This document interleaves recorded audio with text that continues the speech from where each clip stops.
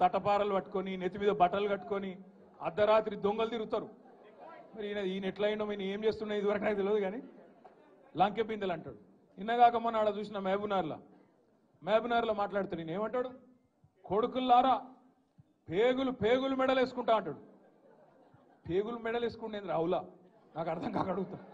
అరే నువ్వు ముఖ్యమంత్రివా లేకపోతే బోటి కొట్టేటోనువా? పేగులు మెడలు వేసుకునేది నాకు అర్థం కాదు. పేగులు మెడలు వేసుకొని తిరుగుతారు ఎవడన్నా ముఖ్యమంత్రి? ఇంత బేకారు మాటలు మాట్లాడతారా ముఖ్యమంత్రి స్థాయిలో? ఇంకా అంటుండు జేబుల కత్తెర పెట్టుకొని తిరుగుతున్నా నేను అంటాడు. జేబుల కత్తెర పెట్టుకొని ఎవడు తిరుగుతాడే? పక్కా జేబు దొంగలు తిరుగుతారు గసంటోడు. అయ్యా రేవంత్ రెడ్డి గారు, జేబుల కత్తెర జర పైలం అటు ఇటు అయితే డేంజర్ ఉంటుంది సుమా, చాలా డేంజర్. జాగ్రత్తగా పెట్టుకోండి. ఎందుకంటున్నా అంటే గీన మన కర్మ. మన ముఖ్యమంత్రి జేబుల కత్తెర పెట్టుకొని తిరుగుతా, మెడల పేగులు వేసుకుంటా, లంకె బిందెలు పెట్టుకొని గీవిడ అవే మన ముఖ్యమంత్రి. రైతు బంధు ఈరా మగడ అంటే అది శాత కాదు. కరెంట్ ఇయనికి శాత కాదు. మహిళా సోదరి మనులకు నెలకు 2500 ఇస్తాన్నావు, అది ఈరా భయ అంటే అది లేదు. నెలకు 4000 ఇస్తాం ముసలోళ్ళ కన్నా అదేదిరా భయ అంటే అది దిక్కు లేదు. ఇది ఏది తులం బంగారం అన్న ఆడపిల్లల పెళ్లికి అదేదిరా అంటే అది లేదు. ఇవేవి లేవు. అందుకే దాన్ని కవర్ చేయడానికి ఏం చేస్తుండు? ఫోన్ ట్యాపింగ్ అవుతుంది అంటాడు. ఏడైతుందిరా భయ ఏమైతుంది బయట పెట్టంటే మనకు చెప్పాడు. యూట్యూబ్లకు లింకులు ఇస్తారు. యూట్యూబ్లకు మీడియాలకు లింకులు ఇచ్చి వీళ్ళ ఫోన్ ట్యాప్ అయింది, వాళ్ళ ఫోన్ ట్యాప్ అయింది, ఇదైపోయింది అదైపోయింది. చెయ్యి, నీ చేతులు ఉంది కదా అధికారం, ఏం చేస్తావు వచ్చేయి అద్దంటారు ఎవరన్నా? ఏమన్నా తప్పు జరిగితే విచారణ చేయి, మేము అద్దంటలేం కదా.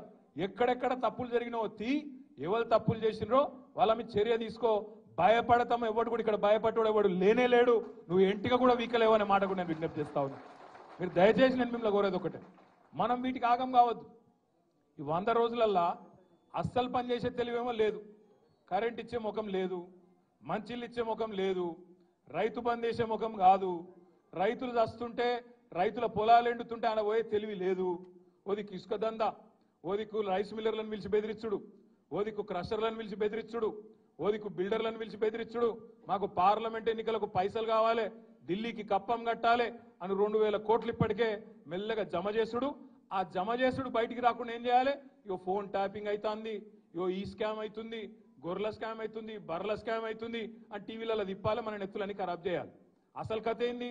కిందనేమో ఇసుక స్కామ్లో ఒక మంత్రి దొరుకుతాడు, ఇంకో దగ్గర రైస్ మిల్లర్లు ఇంకో మంత్రి బెదిరిస్తాడు, ఇంకో దగ్గర క్రషర్ల మీద దాడులు చేసుకుంటా అక్కడ పైసలు వసూలు చేస్తారు, ఇక్కడ బిల్డర్ల మీద దాడులు చేసుకుంటా ఇక్కడ పైసలు వసూలు చేస్తారు. నేను అడుగుతున్నా రేవంత్ రెడ్డి, హైదరాబాద్ పరిధిలో ఇలా నువ్వే మున్సిపల్ మంత్రివి. నేను ఇదివరకు మొన్నటిదాకా నేను డిసెంబర్ దాకా నేను మంత్రిగా ఉంటి కాబట్టి నాకు తెలుసు డిపార్ట్మెంట్లో ఏం జరుగుతుందో నాకు కూడా తెలుసు. ఇవాళ నేను అడుగుతున్నా, గత 3 నెలలుగా హైదరాబాద్లో బిల్డింగ్ పర్మిషన్లు ఎందుకు వస్తలేవు? ఏ కారణం చేత బంద్ పెట్టినావు? బిల్డర్లను పిలిచి బెదిరించి మీరు పైసలు కడితేనే పర్మిషన్ ఇస్తా అంటున్న మాట వాస్తవం కాదా? ఢిల్లీకి 2500 కోట్లు నువ్వు సామంతరాజు కాబట్టి ఢిల్లీకి కప్పం కట్టాలి కాబట్టి ఇవాళ అక్కడ 2500 కోట్లు జమ చేసి కట్టిన మాట వాస్తవం కాదా? ఇవి దోపిడి సొమ్ము కాదా? ఇలా నువ్వు మాట్లాడతావు ఈ తప్పు జరిగింది ఆ తప్పు జరిగింది అని బోగస్ ముచ్చట్లు, కేసీఆర్ని తిట్టుడు, అడ్డమైన ఛానళ్లలో ప్రచారాలు చేసుడు, పబ్లిక్ దిమాక్ అంతా ఫిరాయించిపోయేటట్టు అడ్డమైన మాటలు మాట్లాడు, అసలు మాటలు మాట్లాడు. ఈ మధ్యలో మీరు తెలుసు హైదరాబాద్లో ఏం జరిగిందో పద్మారావు గారికి కూడా మన కేసీఆర్ గారు చెప్పినారు, గోపి గారు కూడా చెప్పినారు.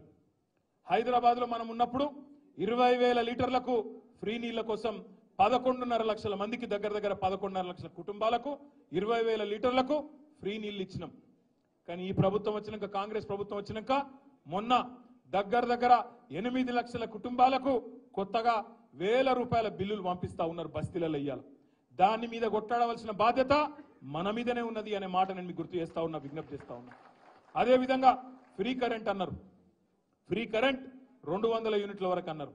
మరి ఈరోజు ఏమైతుంది? ఇళ్లల్లా కిరాయినోళ్ళకేమో వర్తించది, ఓనర్కు మాత్రమే ఇస్తాం అని చెప్పి ఇలా కిరాయినోళ్లకు ఇయ్యకుండా అందరికి ఇస్తామని మొదలు చెప్పిండ్రు.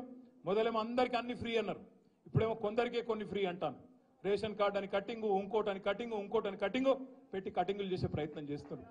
దీని మీద కూడా అడ్డుకోవాల్సిన బాధ్యత, పోరాడవలసిన బాధ్యత, ప్రజలకు చెప్పవలసిన బాధ్యత మన మీదనే ఉన్నది. ఇవాళ కాంగ్రెస్ వాళ్ళు నమ్ముకున్నదేమో పచ్చి అబద్ధాల ప్రచారం.